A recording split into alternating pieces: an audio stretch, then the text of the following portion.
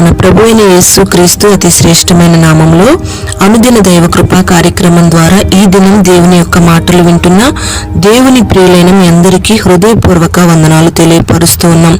ఈ మాటలు వింటున్న మిమ్మల్ని నా దేవుడు నిశ్చయముగా ఆశీర్వదించునుగాక. మత్తయి సువార్త 7వ అధ్యాయం 7వ వాక్యాన్ని చదువుకుందాం. అడుగుడి మీకు ఇయ్యబడును, వెదకుడి మీకు దొరుకును, తట్టుడి మీకు తీయబడును అని ఈ వాక్య భాగంలో రాయబడి ఉంది. ప్రియ దేవుని బిడ్డలారా, అడిగే ప్రతి వారు పొందుకుంటారని, వెదుకు వారికి నిశ్చయంగా దొరుకుతుందని, తట్టువానికి తీయబడుతుందని ఈ వాక్య భాగం తేటగా మనకు తెలియపరుస్తూ ఉంది.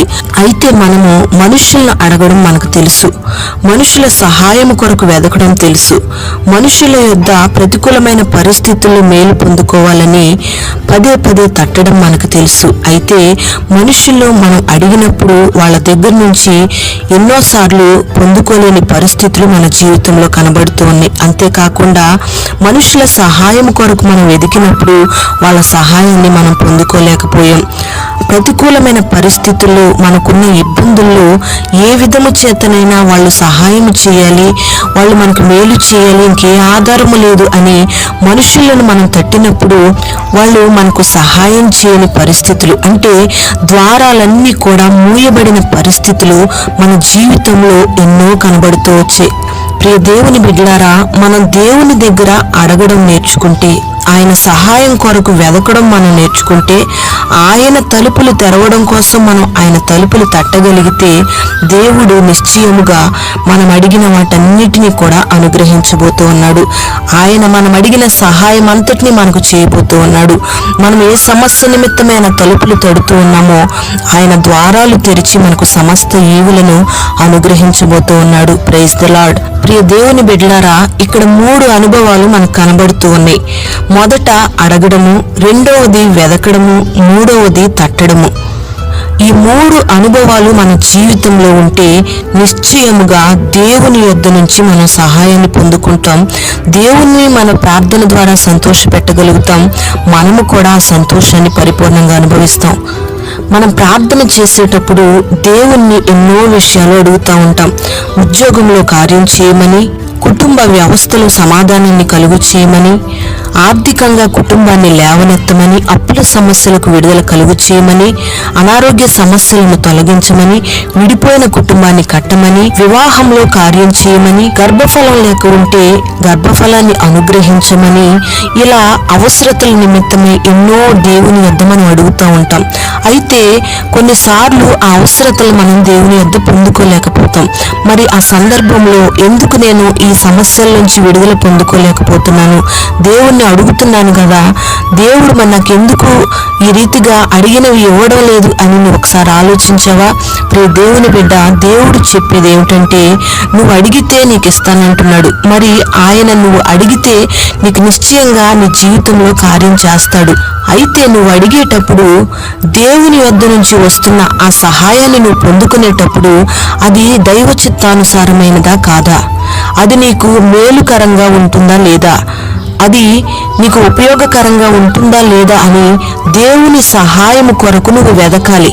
అప్పుడు నువ్వు వెతుకుతున్నప్పుడు దేవుడు అది నీకు మేలుకరమైందైతే నిశ్చయంగా అనుగ్రహిస్తాడు, లేదంటే కొంచెం ఆలస్యం కలుగుతూ ఉంటది. ఈ దేవుని బిడ్డలారా, నువ్వు అడుగుతున్న ప్రతి ఈవిని కూడా దేవుని యొద్ద పొందుకునేంత వరకు ఆయన తలుపులు నువ్వు తడుతూనే ఉండాలి.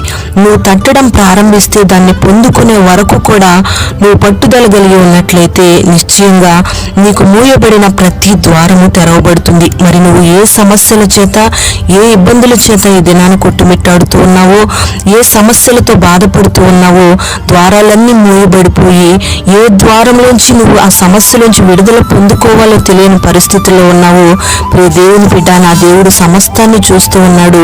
నిన్ను నిశ్చయంగా ఆశీర్వదించబోతూ ఉన్నాడు. నువ్వు అడిగిన ప్రతి ఈవిని దేవుడు నీకు అనుగ్రహించబోతూ ఉన్నాడు. మరి ఆయన సహాయం కొరకు వెదకడం, ఆ సమస్య నుంచి విడుదల పొందుకునేంత వరకు నువ్వు తట్టడం ప్రారంభించినట్లయితే దేవుడు ఒక అద్భుతాన్ని మీ జీవితంలో దినాన చేయబోతూ ఉన్నాడు. ప్రియ దేవుని బిడ్డలారా, అబ్రహాముకు దేవుడు వాగ్దానం చేసినప్పుడు దేవుడు చేసిన వాగ్దానం తన జీవితంలో నెరవేర్చబడేంత వరకు కూడా అబ్రహాము దేవుని యొద్ద తడుతూనే ఉన్నాడు, ప్రార్థన చేస్తూనే ఉన్నాడు, దేవుని సహాయం కొరకు వెతుకుతూనే ఉన్నాడు, దేవుణ్ణి అడుగుతూనే ఉన్నాడు. అప్పుడు దేవుడు జ్ఞాపకం చేసుకొని దేవుడు మూయబడిన ద్వారాన్ని తెరిచాడు. చక్కటి గర్భఫలాన్ని శారాకు అనుగ్రహించి చక్కటి బిడ్డను దేవుడు అబ్రహాముకు అనుగ్రహించాడు. నోటి నిండా నవ్వు కలుగు చేశాడు. మరి ఒక పుట్టుగుడ్డువాన్ని మనం గమనిస్తే పుట్టిగుడ్డువాడు దేవుణ్ణి అడగడం ప్రారంభించాడు. సందేహించకుండా ఏ మాత్రము కూడా అవిశ్వాసం లేకుండా దేవుని సహాయం కొరకు వెదకడం ప్రారంభించాడు. గుడ్డివాని కన్నులు తెరవబడేంత వరకు కూడా దేవుణ్ణి తడుతూనే వచ్చాడు. ప్రియ దేవుని బిడ్డలారా, దావీదు కుమారుడా నన్ను కరుణించు కరుణించు అని కేకలు వేస్తూనే ఉన్నాడు.